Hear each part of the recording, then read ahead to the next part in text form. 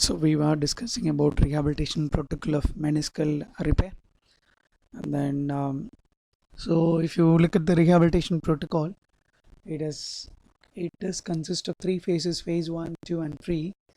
The phase one from 0 to 6 weeks. During the phase, we have to protect the meniscal repair, and then we should allow the maximal healing. And then the phase two between 6 to 14 weeks.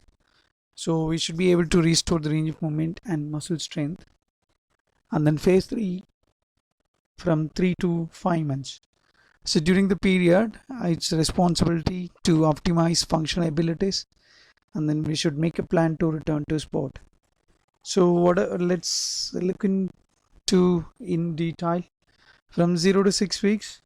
So the long knee brace for ambulation and sleep, high hinge knee brace for from 4 to 6 weeks, and weight bearing based on the type of the tear, and then decision from the surgeons. And then we should encourage a passive range of movement to 90 degree. If it is a posterior horn, encourage up to 60 degree of range of movement, not more than that. So no active contraction of hamstrings as well as popliteus.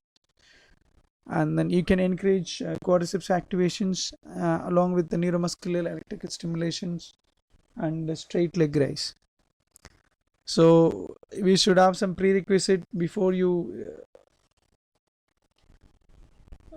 get into phase 2 rehab. What are the prerequisite? So the patient should have the ability to do a SLR without quadriceps lag, one. And then the patient should have attained a range of movement between 0 to 90 degree. And then the patient should be able to weight bear without any pain.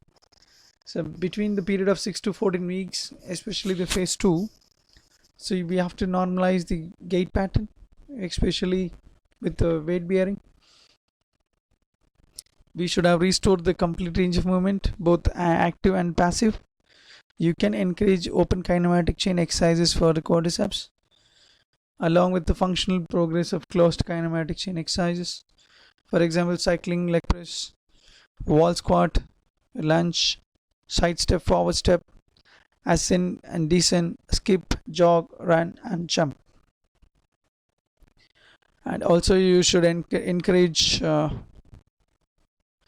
progressive neuromuscular retraining. And then between 6 to 14 weeks, what are the precautions that you should take? Avoid descending stairs reciprocally until adequate quadriceps control and lower extremity alignment. Avoid pain with therapeutic exercises and functional activities. Avoid running and sport, especially between the period of 6 to 14 weeks. So then what are the criteria for a progression to phase 3? So as I said, like complete range of movement on both as well as in passive. Ability to descend 8 stairs with good leg control without pain. And between phase 3 and 5, so we have to maximize the strength and flexibility to meet, and we have to progress the strengthening exercises, and also we'll be able to make some running programs. And again, we have to start off with the gym programs for maintenance as well as for the progressions. So to summarize, in regardance with the meniscus tear and treatment, it's a highly customized exercises. It's a purely criteria based progression of activity, and then always we have to prioritize meniscus when associated with the ACL injuries.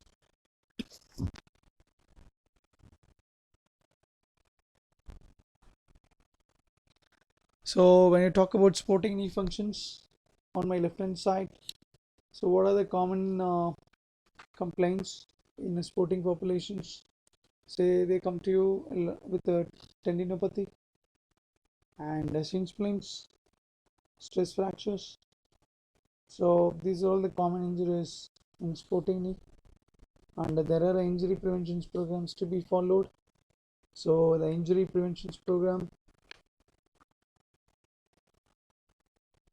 as we discussed, it will not prevent injury, it will reduce the risk of injury. So especially when you talk about knee injuries. Like we have a protocol called FIFA 11 place, and then Aspeter hamstring protocol for lower extremity. And then FIFA 11 plays already has been discussed. It has got high efficacy in preventing injuries among the sporting populations. Thank you so much for your kind support.